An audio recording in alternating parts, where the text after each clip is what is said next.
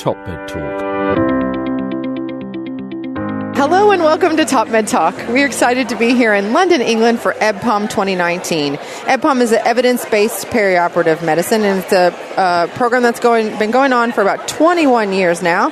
We're also in conjunction with the Prehabilitation World Congress, which is the third annual Congress.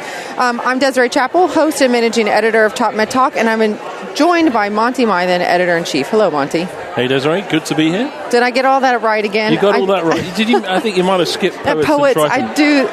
We've given them plenty of plugs today. They're doing well. But well done, Poets. Yes, Perioperative Exercise Testing and Training Society. And TRIPOM, Trainees in Perioperative Medicine. Yeah, so this is a real collaborative meeting, which has been absolutely fantastic. Really and it was exciting. a sellout. It was a sellout. Oversold. We are, absolutely. Never say oversold. Oh, yeah. That's a US airline phenomenon we don't tolerate here in the UK. we were perfectly sold. It was perfectly sold. Perfectly sold. And disappointed people were turned away, but we're perfectly sold. Right. Well, it is a packed house, and everything that the buzz that's here is absolutely fantastic. Everyone's talking about how everything coming off the stage is just, really, really good. So we've had the opportunity to sit down with a number of delegates and a number of the presenters. And right now we are able to sit down with a friend of Top Med Talk, Dr. Gerard Danjoux. Yep, that's right. Hi, yep. Jerry. How are you? Hi, and nice to be here. Yeah, thanks for sitting down with us again. Yep. It's sort of Jerry's baby. He should probably It is Jerry's baby. I know. Well, that's a tough order, isn't it? So I'm really interested in this concept of prehabilitation and improving fitness before surgery. And I think you can see here with the number of delegates we've got, over 500, that there's a massive international interest in this. And also the links from other areas of like public health and Sport England here this morning. Yeah. There's a huge amount of interest in this concept of improving health and well-being before surgery. Well, and it's fantastic because it's a true multidisciplinary, absolutely, group coming together. On behalf of the World Congress, Jerry, you're a local sort of co-host of this. You put together this with some pals. Yeah, so basically we were approached by the Eindhoven team who held the meeting in Holland last year, and Mike Grocott and I have been co-lead for this meeting. We've been working with Franco Carli in Canada and Gerrit Sluiter in Eindhoven. We've been the core organising committee. And it's amazing how things hatch from a series of kind of virtual Skype meetings. Yeah.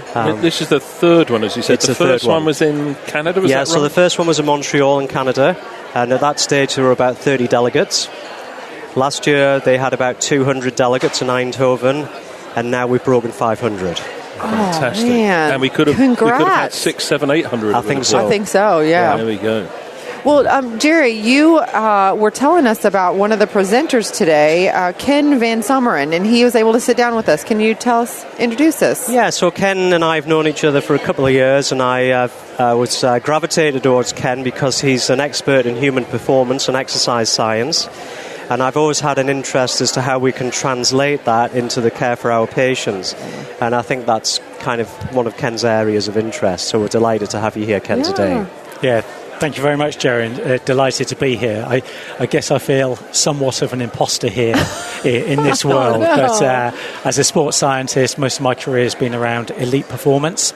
So helping athletes and coaches achieve the very pinnacle of their performance. But really all the way through my career looking at how can we take some of those insights and approaches and help the wider population improve, whether it be health, well-being, optimizing their own potential. And currently looking at that across, consumer goods. So improving health and well-being in the general population, looking at the workplace as well, how we can enhance employee performance, as well as, of course, the obvious in sport and athletes. So, Ken, I think I'm going to flip that on you. I think there's an argument that anyone here, that they're the imposters. Right? I know. They're know. trying to translate what you've been doing, you and your colleagues have been doing for decades, into the benefit of the perioperative patient. So, I think I first met you in one of the Olympic training camps. That's right. Around the time of the 2012 Olympics. Fantastic day out. It was. I remember it very well. And actually, I was fortunate enough to be invited to speak at a conference that Jerry organised 2 years ago. And I must admit, I came along to that absolutely feeling, an imposter and thinking, what on earth am I doing here? Who's going to be interested in what I've got to say around the concept of marginal gains and the approaches we apply in sport?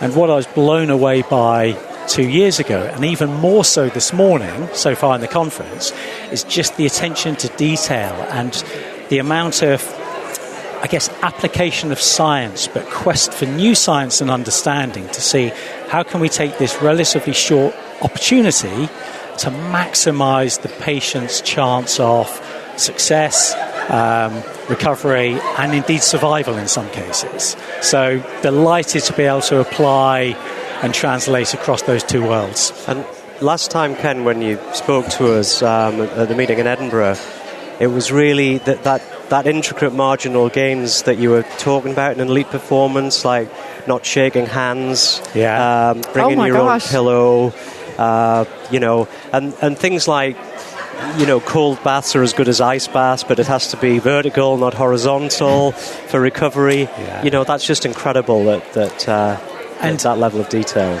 And I think very often when we talk about marginal gains in sport, a lot of people outside of sport think this is all about really expensive technology and really detailed stuff. And it is sometimes, but that's all built upon a foundation of getting the basics right. Yeah. And for athletes we work with, it's about doing the right type of training at the right time, getting sufficient recovery, including high sleep quality, eating the right things, and being mentally and emotionally strong, well and fit. And doing simple things to avoid infection. Absolutely. Because that's one of the big things that takes teams down, isn't it? Yeah. It is, and actually later on today I'll present some illness and injury surveillance data, but the anecdote or the insight that Jerry refers to there is before, I think it was the London 2012 Olympics, Team GB became known as, the very un-British team that didn't shake hands. Because we were instructing athletes, elbow in the ribs instead. Don't shake hands because you're increasing the risk of exposure to infection.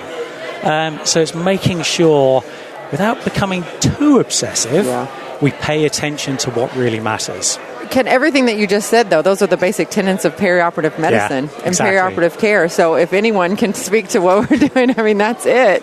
That's awesome. Well, I know you are getting ready, actually, to give a lecture here in just a couple minutes. Can you just give us a couple highlights of what you're going to be talking about in your presentation?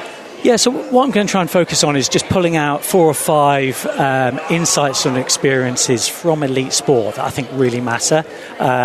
One is around this concept of marginal gains. So breaking everything down, where can we make a difference, but making sure, first and foremost, we tackle what I call the basics. Another key area is understanding what we call in sport, what it takes to win. So really understanding the demands of the event. Being fit to fight, I think is a slogan or a mantra that you guys use. And it's very easy when you're athletes cycling in circles around a velodrome. You know exactly what the demands are. Intensive surgery, I would suggest, is probably an awful lot more complicated and myriad demands to it. But we'll try and tease out some insights there. And then probably the third key area would be around people and knowledge. So sport is absolutely a people industry.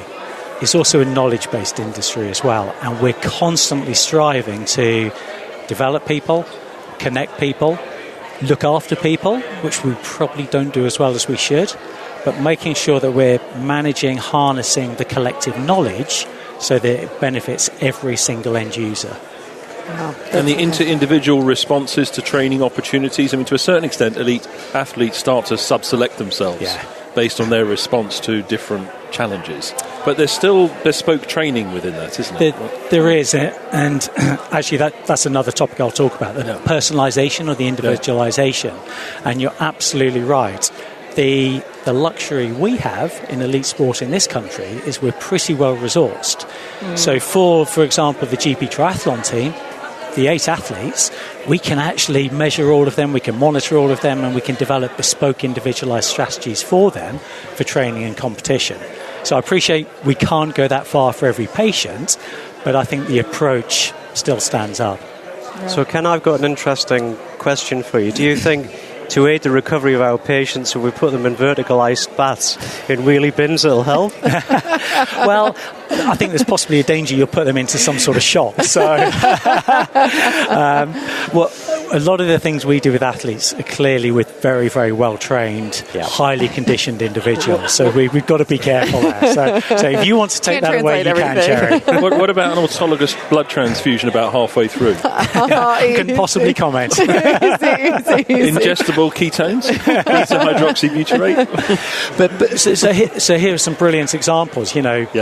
HMB, and actually I've done some research on this in the past around how it can reduce muscle protein catabolism and improve muscle growth. So everyone won't get that one. That's the potential to ingest ketones to mimic a ketogenic diet, to mimic the starved state. Okay. Yeah. Well, the HMB particularly is a derivative of the amino acid leucine, and so it promotes muscle tissue growth.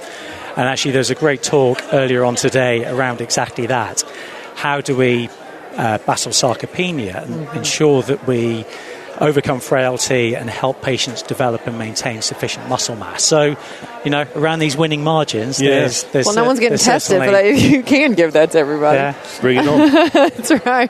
Well, Ken, thank you so much for sitting down with us. It's been an enlightening conversation. I think we could literally talk to you for all day. And Jerry, what an awesome pick. No, he's a great speaker, and he even practices what he preaches, because he's about to cycle from here this evening or tomorrow to the south of Spain in 10 days. Oh, correct. Well, yes.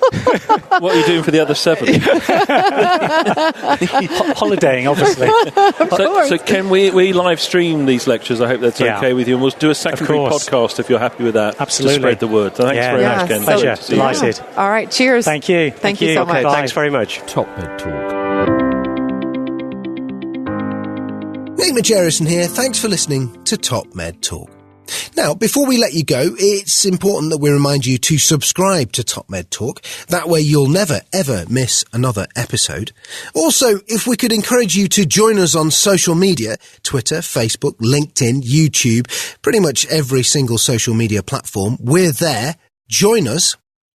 And finally, check out topmedtalk.com. If you go to our website, you can subscribe to email updates. That way we can always tell you where we're going to be, what we're going to be doing, and how you can join us. topmedtalk.com, and click on the section marked email updates.